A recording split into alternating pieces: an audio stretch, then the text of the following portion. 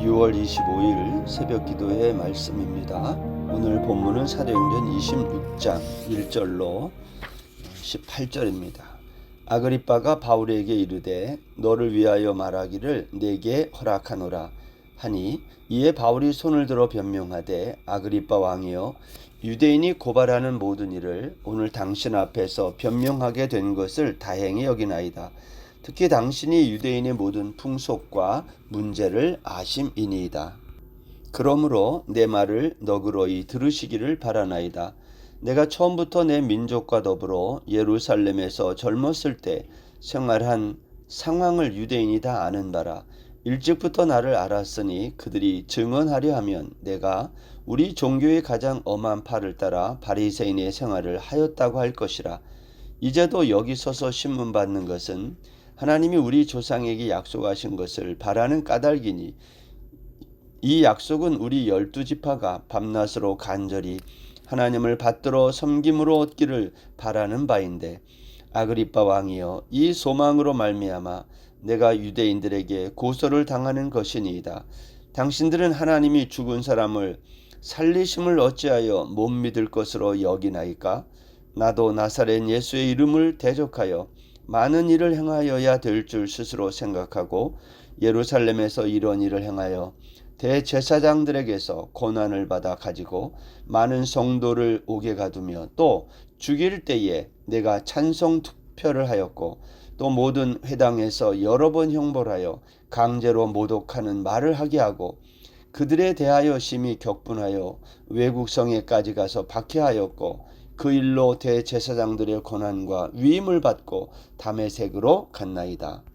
왕이여 정오가 되어 길에서 보니 하늘로부터 해보다 더 밝은 빛이 나와 내 동행들을 둘러 비추는지라. 우리가 다 땅에 엎드러짐에 내가 소리를 들으니 히브리 말로 이르되 사울아 사울아 내가 어찌하여 나를 박해하느냐? 가시채를 뒷발질하기가 내게 고생이니라. 내가 대답하되 주님 누구시니까? 주께서 이르시되 나는 내가 박해하는 예수라. 일어나 너의 발로 서라. 내가 내게 나타난 것은 곧 내가 나를 본 일과 장차 내가 내게 나타난 일에 너로 종과 증인을 삼으려 함이니 이스라엘과 이방인들에게서 내가 너를 구원하여 그들에게 보내어 그 눈을 뜨게 하여 어둠에서 빛으로 사단의 권세에서 하나님께로 돌아오게 하고 죄사함과 나를 믿어 거룩하게 된 무리 가운데서 기업을 얻게 하리라 하더이다. 아멘. 오늘 본문의 시작을 보면요. 아그리빠가 바울에게 말했다. 이렇게 시작합니다. 여기 나오는 아그리빠 왕은 아그리빠 2세입니다. 제가 오늘 본문에 이 아그리빠 2세를 설명하기에 그의 가문을 잠깐 소개하려고 합니다. 여러분 마태복음에 보면 헤롯 대왕이 등장합니다. 마태복음 2장 1절에 이 사람은 아그리빠 왕의 증조부가 되는 사람입니다. 그 당시에 이 헤롯 대왕은 온 예루살렘이 유대인의 왕으로 나신 아기 예수의 탄생 소식을 듣고 소동했다 그랬어요. 헤롯은 자신이 지금 왕으로 있는데 또 다른 왕이 탄생했다는 소식을 듣고 가만히 있지 않고 2살 이하의 모든 사내 아이를 죽였어요. 아기 예수가 설령 자신의 자리를 빼앗고 왕이 된다고 해도 지금 당장은 아니에요. 그렇죠? 갓난아이가 자라날 때까지 시간이 흘러야 되는 거죠. 그러나 헤롯 대왕은 즉시 2살 아래의 남자아이들을 다 죽인 거죠. 한마디로 말하면 이 아그리빠 2세의 증조부 되는 이 헤롯 대왕은 잔인한 왕이었다는 겁니다. 두 번째는 그의 아들입니다. 이 헤롯 대왕의 아들 중에 헤롯 안디바가 있는데요. 마태복음 14장에 보면 세례 요한이 이 안디바에 의해서 순교당하는 이야기가 있습니다. 헤롯 안디바는 당시에 자기의 동생 빌립의 아내였던 헤로디아를 아내로 삼은 일이 있어요. 세례 요한이 이것을 직언합니다. 그것은 옳지 않다.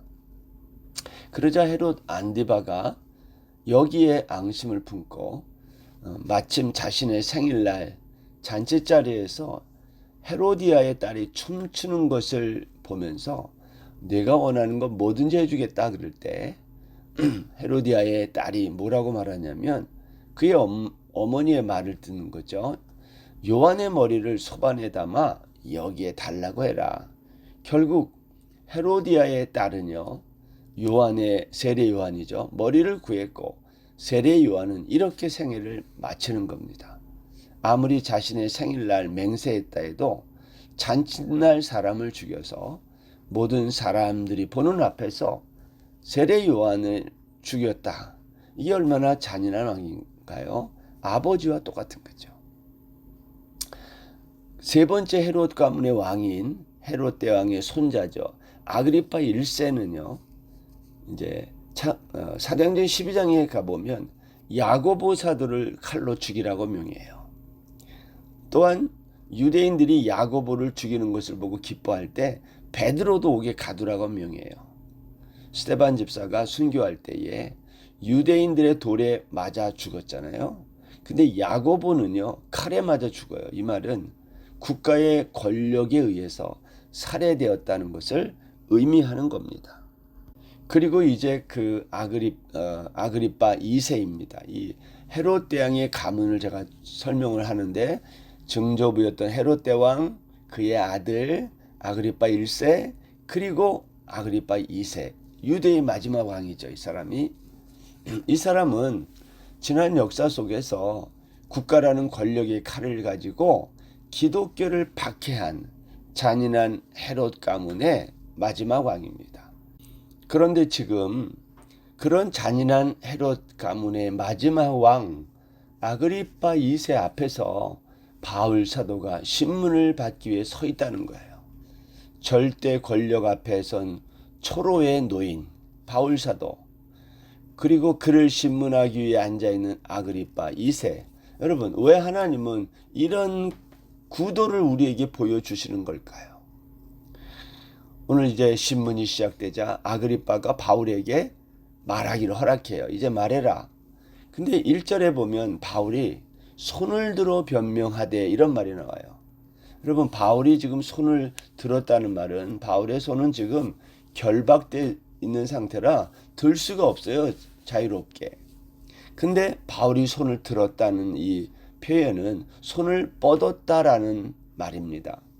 왜 바울은 결박돼서 불편한 이 손을 생각하기에 따라서는 수치스러운 손인데 왜 이걸 앞으로 쭉 뻗으면서 변명하려고 했을까 하는 거예요. 사실 이럴 필요가 없는 거거든요.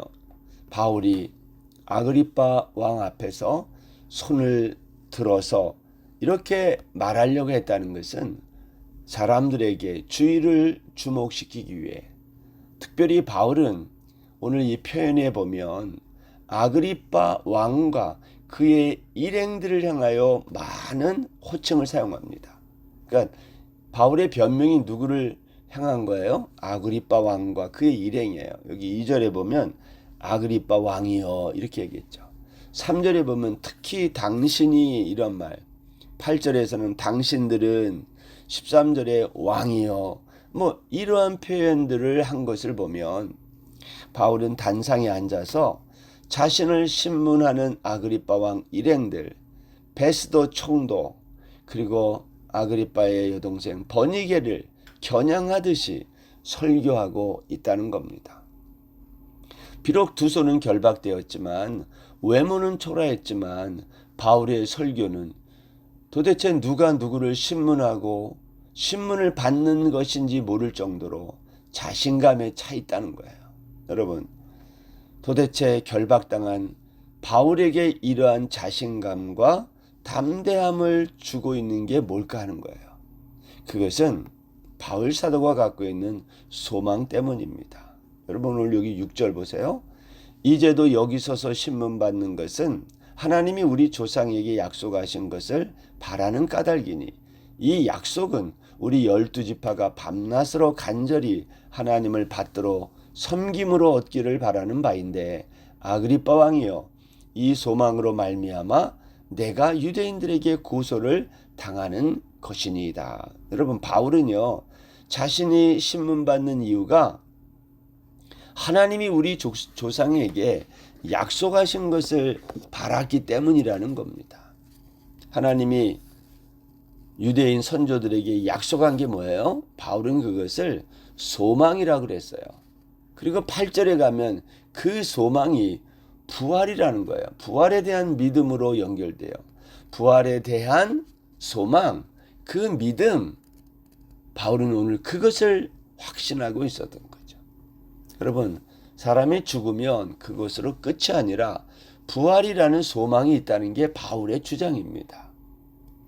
사랑하는 여러분, 사람이 죽으면 그것으로 끝이 아니라 부활이 있음을 믿으십니까?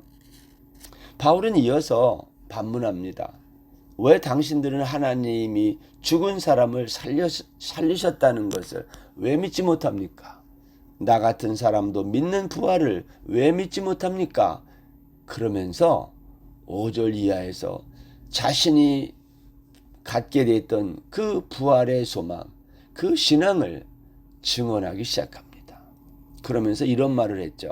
나는 여러분들이 아는 것처럼 당대 최고의 랍비 가말리엘의 문화생으로 엄격한 훈련을 받았습니다. 그런 나, 유대인 중에 유대인인 나도 믿는데 왜 믿지 못합니까? 이런 말이에요. 여러분, 세상에는요, 소망 없이 사는 사람과 소망을 갖고 사는 사람이 있어요. 그런데 오해해서는 안 되는 것이 하나 있는데, 그것은 소망 없이 사는 사람들이 정말 소망이 없는 게 아니라는 거예요. 왜냐하면 그들에게는 부활의 소망이 없다는 거지. 보이는 세상에서의 소망은 누구보다 가진 자들이라는 거예요. 그래서 그들은 누구보다 열심히 살아가요. 왜 열심히 살죠? 보이는 이 세상이 전부이기 때문에. 그 사람들은 보이는 세상에서 더 잘 살기 위해 고난이라는 고통을 조금이라도 피하기 위해 열심히 사는 거예요. 예를 들면 이런 거죠. 내일부터 무슨 유리값이 오른다 그러면 사람들이 그 전날 주유소에 가서 길게 기다리면서 자동차에 기름을 가득 채우지 않습니까?